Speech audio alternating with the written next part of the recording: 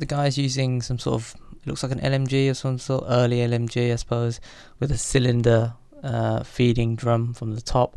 And then there's ruins here, but it's hard to say what they are. I mean, it's woodland, but it could be anywhere. Again, possibly mainland Europe is my best bet.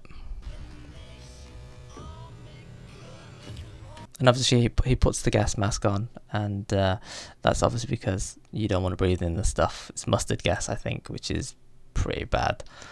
And obviously an explosion's going off in the background. So this bit is quite interesting. He's wearing some sort of steel armor, which looks a bit medieval, but I imagine it was probably pretty high tech at the time. And he's obviously wielding some sort of LMG because of the bullets that are flying out. And then is he mowing these guys down? And if he is, they're just running towards him, so it's probably not great.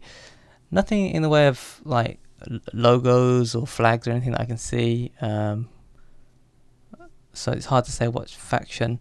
In the background there, is that the tail end of a plane? It looks like it could be RAF. It's got the standard target dot thing. And then obviously there's a lot of fighting going on in the background. As you can see, there's a mountain or something, but it's on fire, and there's just explosions going off everywhere. And I think this is pretty much World War One in a nutshell. It was a heavy emphasis on infantry fighting and a lot of shelling in World War One. A lot of shelling and a lot of gas. Okay, moving on to this scene.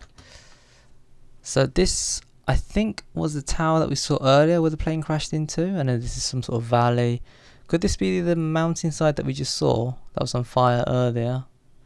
And again, you've got the air balloons, and then planes, obviously, quite a few. And the scale of it's quite big, so it'd be interesting to see how much of this is actually, you know, like actual gameplay and not just like a cutscene sort of thing.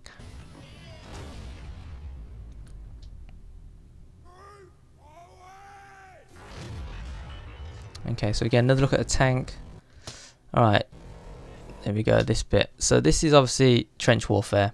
The little boards on the ground here, that was to stop the soldiers' feet from getting wet. I mean, they did obviously because the water was just trapped in the trenches, but they were called duck boards, I think, and they would just try and keep your feet wet because having wet feet all the time is not good for you, and you could get quite a few bad infections and diseases and stuff. The guy in the front is attaching his bayonet to his rifle, fixing bayonets, I think that's what they call it, and it looks like they're getting ready to go over the top basically and rush the enemy and try and take their trenches that way. And this happened quite a lot in World War One. As I said, it was a lot of trench warfare fighting, and basically you'd all get ready, put your bayonets on your rifles, you'd go over the top, and then you just try and recharge, do what you can. But a lot of that, a lot of the times, this resulted in a lot of casualties because obviously they were running in towards enemy fire and they were just getting gunned down, and it was not a nice time, to be honest. And obviously you can see right at the end there, I don't know if is this, oh yeah, so it's actually this scene here. So one of the reasons why tanks were introduced was because they needed something to break the deadlock of the trench warfare, and that's why the tank was invented. And as you can see, it's just going to go steamrolling over these trenches through the muddy fields and that sort of thing. So it was a game changer. It was a game changer towards the end of World War One. Okay, well, no explanations needed for that. Guy's got a flamethrower, and he's wearing sort of like a protective suit, but I imagine compared to the materials these days, it's not going to offer that much protection from the heat. So yeah, again, for clearing out trenches and stuff. So as you can see there, that was a train. That's how a lot of the armies transported like soldiers and equipment and that sort of thing, supplies. And again, it looks like it could be the desert-ish area. And then again, obviously there's no need to explain this, but it's a battleship firing off a volley of shots. That's something. Okay, so this is quite a nice little scene here. As you can see, there's some dogfighting going on in the foreground, and obviously you got the battleship in the background.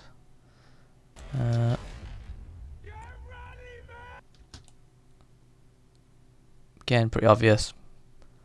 big plane comes flying into the ground. Looks like it's been shot down. Yeah, engines out on the left and on the right actually. So it could have flown into some flak, possibly, something like that. Okay, so quite obviously they're loading a shell into a cannon or whatever, and that's a lot of artillery fire you can see there. So you got a pile of used shells on the right. Oh, pile of used shells on the right, and then unfired shots on the left. And as you can see, there's a lot of artillery, and that was how a lot of the fighting was done. So you know, this character features twice in this trailer, so I believe he's probably one of the main protagonists or whatever that we play. Alright, so blink and you miss it. This scene here flashes by so quickly. But just as the explosion is going off, I think this is our first look at an early sniper rifle. So as you can see, it's a bolt action, but with a scope to the side of it. It's kind of hard to see, but yeah, it's probably as good a shot as you're going to get, to be fair.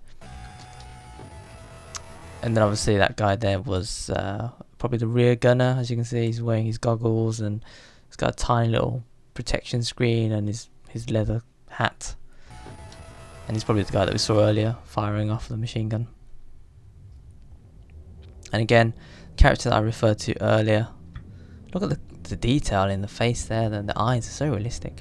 And again, just a better look at the blimp. So, I mean, for us, it's not that high tech, obviously, but back in the day, this was again another game changer. It could fly high above the sky. It was pretty much dead silent as it came towards you, and you could put quite a few munitions on that. So again, if you've never seen one before in your life, you can imagine that coming over the horizon.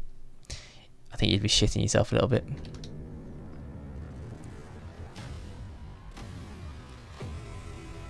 And then obviously, as you can see, it's called Battlefield 1, which is a reference to the fact that it's based on World War 1. And I don't know, I guess maybe Microsoft had a little bit of influence in that because of the way they've decided to market the trailer as well.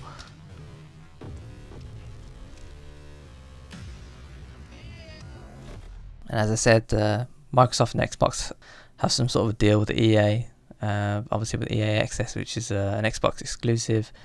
And then as you can see, game is coming out on October the 21st, because obviously it comes out a little bit earlier in the year. Call of Duty is coming out in November. That doesn't change every year. And a lot of people are saying that this year it's going to be Battlefield's year, and I'm leaning towards agreeing with that, because I mean, it's different. It's a different setting. It's not space and sci-fi. There's not an exosuit to be seen anywhere. There's no boost jumping. It's back to basics. But it seems that Battlefield have I don't know, they've just done something different. That's the main thing. Battlefield 1, as I said, never really been covered before, and so it's going to be interesting to see what they come up with. And things that I've heard about it so far, unofficially, is that they're going to try and cover areas of World War 1 that haven't really been shown off too much. The things that people don't really know about, the less mainstream information sort of thing. So it'll be quite interesting to see. So yeah, I'm quite looking forward to it. I definitely want to try the dogfighting multiplayer. That's going to be quite fun, I think. And then obviously I just wonder how all the rest of it works. So is it going to be full-on trench warfare? Is it going to be one person dedicated to shelling the enemy? Or is it going to be one person dedicated to, I don't know, firing the flak cannon, that sort of thing? So yeah, definitely looking forward to trying it out. It does look like a good game. It's definitely an interesting concept at the very least. And I think people are just sick of sci-fi Call of Duty now. So yeah, we'll have to wait and see. But yeah, let me know in the comment section what you think. You're looking forward to this game. I've never really bought that many Battlefield games in the past, to be honest, but I'm definitely thinking about buying it this year. And I'm not buying Call of Duty, so I've got a bit of money to throw around in terms of the shooter genre. So yeah, and that was the trailer analysis for the Battlefield 1 reveal. I assume there'll be lots more information coming out in in July or June, whenever E3 is. Hopefully some multiplayer footage, and if there is, obviously I'll be analysing it and I'll be posting it on here. So stick around with the channel or subscribe if that's what you prefer to do. But yeah, until next time, thanks for watching, thanks for listening, and until the next video, whichever that might be, take care and I'll see you later.